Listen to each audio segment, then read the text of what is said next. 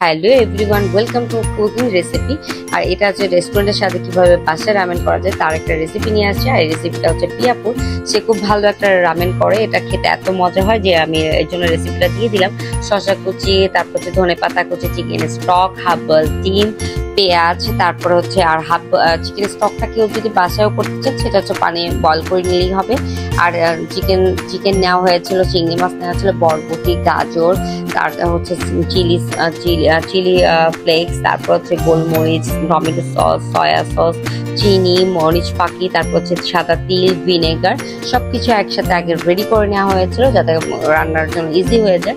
আর মাংস আর হচ্ছে চিংড়ি মাছে মরিচের গুঁড়া, আদা রসুন বাটা, গোলমরিচ, তা এগুলো দিয়ে লবণ দিয়ে সয়া সস দিয়ে মোটামুটি একটা মেরিনেট করে কিছুক্ষণ রাখতে হবে। মেরিনেট করা রাখা মাংসগুলোকে তেলে এবং চিংড়ি মাছগুলো দুইটাকে ভেজে ভেজে সাইড করে রাখতে হবে। তারপর একটা পাতিলে পানি গরম করে ওটার মধ্যে লবণ এবং তেল গরম করে নুডলসটাকে সিদ্ধ করে ঝরিয়ে রাখতে হবে। তারপর হচ্ছে গাজর এবং বরবটি দুটাকে হাফ বয়েল করে মোটামুটি একটু সিদ্ধ করে আর একটা তেলে কড়াইয়ের মধ্যে তেল দিয়ে তার মধ্যে বরবটি এবং গাজর, একটু ব্ল্যাক পেপার, এই লবণ দিয়ে মোটামুটি একটা সটের ভেজিটেবল করে রেখে দিতে হবে। আর সবচেয়ে মেইন ইনগ্রেডিয়েন্ট হচ্ছে চিলি অয়েল, যেটা ছাড়া একদমই রামেন মজা লাগবে না। সেটা হচ্ছে মরিচের গুঁড়া, অনেক পরিমাণ, রামেন পানি ঝাল, তো এই কারণে অনেক বেশি পরিমাণ ঝাল দেওয়ার জন্য আমরা নিয়ে নিয়েছিলাম মরিচের গুঁড়া, চিলি ফ্লেক্স দুটোই নিয়ে নিয়েছিলাম, সাদা তিল, এটার মধ্যে মাছ দিতে হবে।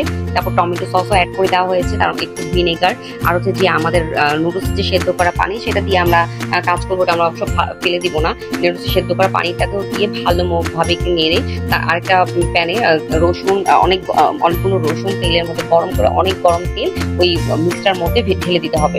এটা রেডি হয়ে যাবে চিলি অয়েল। তারপর আরেকটা সস রেডি করতে হবে যেটা আরো ইম্পর্টেন্ট, সেটা হচ্ছে যে ঝোল যে সস, সেটা রেডি করার জন্য রসুন এবং পেঁয়াজ ভেজে তার মধ্যে একটু সয়া সস দিয়ে দেওয়া হয়েছে। তারপর যে ধনে পাতা, যদি আমরা সবাই একটু ধনে পাতা টেস্টটা পছন্দ করি, আমাদের একটা নিজস্ব টেস্ট, এটা দিয়ে ভালোভাবে নেড়ে নিতে হবে। তারপর নুডলসের যে সেদ্ধ করা পানি সেটা অবশ্যই ঢেলে দিতে হবে এবং চিকেন স্টকটাও দিয়ে দিতে হবে যাতে একটা চিকেনের ফ্লেভার আছে। নুডলসের সেদ্ধ পানিটাকে দেখে এটা দিয়ে কাঁচা মাছ ছেড়ে নিবো যাতে আমাদের কোনো উপাদান গুলিতেই না যায়। তারপরে এটা মোটামুটি একটা বলক হয়ে আসে, একটু লেবু চিপকে দিতে হবে যাতে একটা সুন্দর ফ্লেভার আসে, কারণ লেবুটা অবশ্যই শেষের দিকে দিতে হবে। এটা দিয়ে দিব এবং সাথে দিয়ে দিব আমরা যে একটা চিলি অয়েল রেডি করে রেখেছি, সেটা অর্ধেকখানে এখানে দিয়ে দিব। একটু টমেটো সসও চাইলে অ্যাড করা যায়, আরো ভালো লাগবে টেস্টটা আসলে যার যার ইচ্ছা অনুযায়ী, কেউ যদি চায় কোনো কিছু বাড়িয়ে কমিয়ে দিতে পারে।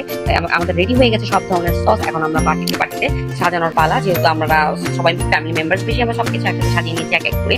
ফার্স্টে দিয়ে দিয়েছিলাম নুডলস, তারপর দিয়ে দিয়েছে চিংড়ি ভাজা, তারপর হচ্ছে মাংস ভাজা।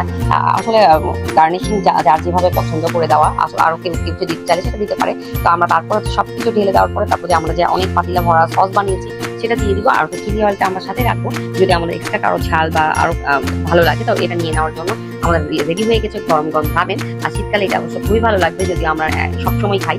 তার মধ্যে শসাও দিয়ে দিয়েছিলাম এবং হাফ বয়েল করে, আসলে ডিমটাই বেশি ভালো লাগে। তো সবকিছু এক এক করে রেডি, এখন শুধু আমাদের ঝাঁপিয়ে পড়ার পালা। তারপর সবাই মিলে একসাথে গরম গরম রামেন খাবো। আর এখন যারা ভিডিও দেখছেন, thanks watching for this video.